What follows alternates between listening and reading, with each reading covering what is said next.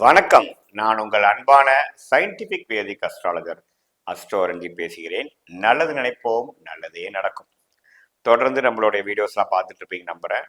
அறிவியல் சார்ந்த ஜோதிட கருத்துக்கள் சயின்டிபிக் வேதிக் அஸ்ட்ராலஜி முறையில் ஒளி தத்துவம் நம்மளுடைய ஜாதகத்தில் எப்படி நம்ம போன ஜென்மத்தில் செய்த பாவ புண்ணியங்களுக்கு ஏற்ற மாதிரி நல்ல சாதகமான பலன்களும் சாதகமற்ற பலன்களும் இந்த பிறவியில் நமக்கு கொடுக்குறாருங்கிறது நம்ம பார்த்துட்டு இருக்கோம்.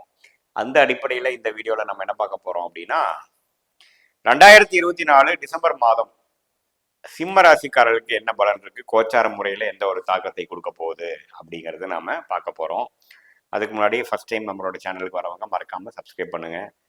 ஸோ தட் உங்களுக்கு நம்மளுடைய வீடியோஸ் எல்லாமே தொடர்ந்து உங்களுக்கு கிடைச்சு நீங்கள் அதனால பலன் அடையலாம். சரி, இங்க பாத்தீங்கன்னா டிசம்பர் 2024 ஆண்டு கிரகம் என்று சொல்லப்படுகிற சூரியன், குரு, ராகு, கேது, சனி, இந்த 4 கிரகம் தான் ஆண்டு கிரகம் இல்லைங்களா? மீதி எல்லாமே மாதம் மாதம் மாறக்கூடிய கிரகங்கள். ஆண்டு கிரகம்னா ஆண்டுக்கு பயிற்சி அடையக்கூடிய கிரகங்கள். எந்த மாற்றமும் பெறப்போறது இல்லையே டிசம்பர் மாதம். ஸோ குரு பார்த்தீங்கன்னா 10ஆம் இடம் என்று சொல்லப்படுகிற தொழில் ஸ்தானம், அதாவது ஜீவனஸ்தானத்திலேயே இருந்து டிசம்பர் மாதம் முழுது இருக்கிறார். அது 10ஆம் இடத்தில் இருக்கிறது ஒரு பலம் தான். 2ஆம் இடம் என்று சொல்லப்படுகிற வாக்கு, தனம், குடும்பஸ்தானத்தை பார்ப்பது இந்த 3 விஷயத்துக்கும் நல்ல பலத்தை நீடித்து கொடுக்கிறார். என்னதான் 2ஆம் இடத்துல கேது இருந்து வாய் மூலமாகவும் பண விஷயத்துல சில பிரச்சனைகள் வந்தாலும் குருவின் பார்வை நிவர்த்தி கொடுக்கக்கூடிய அமைப்பு, கடைசியா நல்ல ரிசல்ட் தான் கொடுக்கக்கூடிய அமைப்பு இருக்கு. 7ஆம் இடத்துல சனி இருந்து நண்பர்கள் விஷயத்துல அவ்வளவு சிறப்பு இல்லாமல், பங்குதாரர்கள் குடும்ப விஷயத்துல ஒரு கணக்கு இல்லாமல் இருக்கக்கூடிய அமைப்பு தொடர்ந்து இருக்கக்கூடிய வாய்ப்புகள் உண்டு. ஏன்னா உங்களுக்கு அந்த சனி 7ஆம் இடத்துல விலகிறதுக்கு இன்னும் 4-5 மாசம் இருக்கு. பக்கத்துல வந்தாச்சு, 3 மாசம் தான் இருக்கு. ஸோ அந்த அமைப்பு இருக்குங்க. அதே சமயத்தில் 8ஆம் இடத்துல ராகுறது சில டிராவலிங், வெளி மாநிலம், வெளிநாடு, உங்க ஜாத அமைப்புல எப்படி கடல் தாண்டுவீங்களா, ஆறு தாண்டுவீங்களாங்கிற அமைப்புல கொஞ்சம் டிராவலிங் கொடுக்கும். குறிப்பா ராகு திசையே உங்களுக்கு நடக்கிறதா இருந்தால் ரொம்ப டிராவலிங் கொடுக்கும் அமைப்பு இருக்கு. ஏன்னா ஒரு ராசிக்கு 7ஆம் இடத்துல ராகு இருக்கிறார். உடம்புல சில தொந்தரவுகள் போகலாம். பட் பொதுவாக பார்க்கும்பொழுது பிரச்சனை இல்லை. இந்த ஆண்டு கிரகங்கள் ராகு 8லும், கேது 2லும், குரு 7லும், குரு 10லும், சனி 7லும் நீடித்திருக்கிறார்.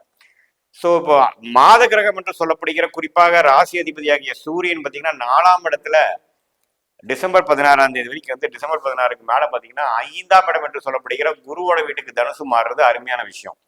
கொஞ்சம் மகிழ்ச்சி பெறக்கூடிய அமைப்பு, இதுவரை நீங்க செய்த முயற்சிக்கு ஒரு நல்ல பலனை கொடுக்கக்கூடிய அமைப்பு, கொஞ்சம் கடினமான உழைப்புலேருந்து கொஞ்சம் விலகி கொஞ்சம் ரெஸ்ட் எடுக்கக்கூடிய அமைப்பு. ஏன்னா குருவோட வீட்டில் சூரியன் ஒரு நல்ல ஒரு திட்பலம் பெறுகிறார். அதே சமயத்தில் சுக்கிரனே பார்த்தீங்கன்னா 3ஆம் தேதியே மாதத்தின் ஸ்டார்டிங்லேயே பார்த்தீங்கன்னா மாறுறது, 5ஆம் இடத்துக்கு மாறுறது குழந்தைகள் விஷயமாகவும், காதல், நமக்கு பிடிச்ச விஷயத்துல ஈடுபடுறது, விளையாடு விஷயங்கள் பிடிச்சா விளையாட்டுல சேர்றது, உங்களுக்கு என்ன ஹாபியா இருக்குமோ அதுல எல்லாம் கொஞ்சம் டைம் ஸ்பெண்ட் பண்ணி கொஞ்சம் இன்பமாகவும் கொஞ்சம் பிடித்ததாகவும் பேஷனேட்டாகவும் வாழக்கூடிய அமைப்பு ராசி அதிபதி மற்றும் சுக்கிரன் 5ஆம் இடத்துக்கு வர்றது ஒரு நல்ல ஒரு மாற்றத்தையும் ஒரு இன்பமான ஒரு விஷயத்தையும் கொடுக்கக்கூடிய அமைப்பு கண்டிப்பாக உண்டு. உங்களோட லெஷரை நீங்க என்ஜாய் பண்ணக்கூடிய அமைப்பு இருக்கு. மாணவர்கள் பார்த்தீங்கன்னா கொஞ்சம் பிடிச்சு எல்லாமே செய்யக்கூடிய அமைப்புகள் இருக்கு.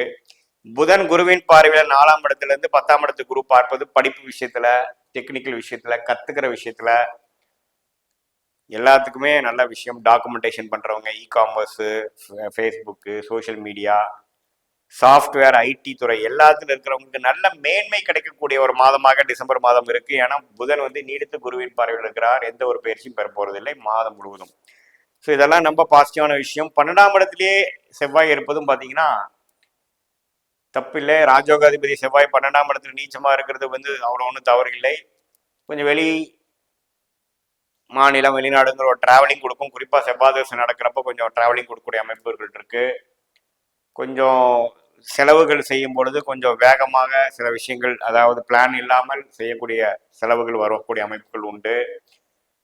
தூக்கத்தில் கொஞ்சம் மேன்மையாகக்கூடிய அமைப்பு, கொஞ்சம் வரவு செலவுல கொஞ்சம் கேர்ஃபுல்லா இருக்கக்கூடிய அமைப்பு, யாரையும் நம்பி ஏமாந்துடக்கூடாது. ஏன்னா 6ஆம் இடத்துக்கு கனெக்ட் ஆகும் பொழுது பார்த்தீங்கன்னா ஏதோ ஒருத்தர் சொல்றாருன்னு ஒரு இன்வெஸ்ட் பண்றது, ஒரு ஸ்கேம்னு தெரியாம போய் மாட்டிக்கிறதுங்கிறதெல்லாம் கொஞ்சம் வாய்ப்புகள் உண்டு.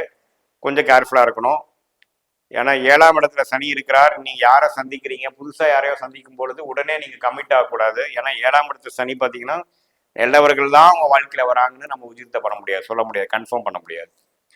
ஸோ அந்த அமைப்பு இருக்கிறதுனால செவ்வாயின் பார்வையும் 7ஆம் இடத்துக்கு பெறுவதனால 8ஆம் பார்வையாக பெறுவதனால உங்களுடைய பங்குதாரர்கள், கொலீக்ஸ், கஸ்டமர்ஸ், கிளையண்ட்ஸ், நண்பர்கள், குடும்பத்தினர் எல்லாத்துலேயுமே கொஞ்சம் கேர்ஃபுல்லாக இருக்கணும். யாரையும் நம்பி சொல்லிடக்கூடாது. அவங்க எப்போ வந்து மாறுவாங்கிறது நமக்கு தெரியாது. ஸோ அந்த விஷயத்தில் கொஞ்சம் கேர்ஃபுல்லாக இருக்கக்கூடிய அமைப்பு வந்து செவ்வாய் 12ஆம் இடத்துல இருக்கிறது கொடுக்குது. ஸோ மற்றபடியில் பார்த்தீங்கன்னா எல்லா விஷயங்களும் கொஞ்சம் அனுகூலமாக இருக்கிறது. ராசி அதிபதியை 5ஆம் இடத்துக்கு மாறுவது நல்ல விஷயம். குரு 10ஆம் இடத்துல இருக்கிறார். எல்லாமே நல்ல அமைப்பு இருக்குது. கொஞ்சம் உற்சாகமாக செயல்படக்கூடிய அமைப்புகள் உண்டு. காதல் விஷயங்கள், குழந்தைகள் விஷயங்கள், உங்களுக்கு பிடித்த விஷயங்கள், படிப்பு, கிரியேட்டிவிட்டி, இதுவரை செய்ய முடியாமல் நீங்கள் போஸ்ட்போன் பண்ணிட்டு இருந்த விஷயங்களாக கொஞ்சம் எடுத்து செய்யக்கூடிய அமைப்பு, வர வேண்டிய பணம் கொஞ்சம் வரக்கூடிய அமைப்பு, எல்லாமே கொஞ்சம் சாதகமான அமைப்புகள் கொடுக்கக்கூடிய அமைப்பு சிம்மராசிக்காரர்களுக்கு கண்டிப்பாக உண்டு. பூர நட்சத்திரம், உத்திர நட்சத்திரம், அப்புறம் மக நட்சத்திரம். உத்திர நட்சத்திரத்தின் முதல் பாதம், பூர நட்சத்திரத்தின் 4ஆவது பாதம், மக நட்சத்திரத்தின் 4 பாதம் அடங்கிய சிம்மராசிக்காரர்களுக்கு பார்த்தீங்கன்னா இது மாதிரி ஒரு அமைப்பு இருக்கு.